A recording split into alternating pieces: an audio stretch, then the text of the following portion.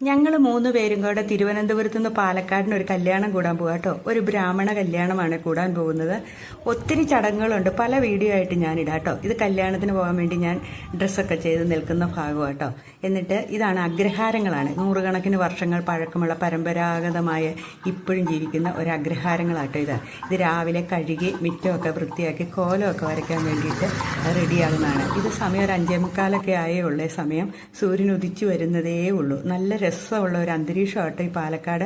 പക്ഷെ ചൂട് നല്ല കൂടുതലുണ്ട്, എന്നാലും കുഴപ്പമൊന്നുമില്ല. ഇത് അവിടെ കല്യാണത്തിൻ്റെ മണ്ഡപത്തിൻ്റെ ഫ്രണ്ടിലുള്ള സ്ഥലമാണ്. ഇത് ചെറുക്കനെ പെണ്ണിനെ ഊഞ്ഞാലാട്ടുന്ന ഒരു ചടങ്ങൊക്കെയുണ്ട്. ഇതാണ് പന്തല് എന്ന് പറയുന്നത്, നമ്മുടെ കല്യാണം നടക്കുന്ന സ്ഥലം. ഇതൊരു കൃഷ്ണൻ്റെ അമ്പലമാണ്. ഇവിടെ കാമധേനുവിൻ്റെ ഒരു ആലയമുണ്ട്, അതായത് പശുക്കളെയൊക്കെ വളർത്തുന്നത്.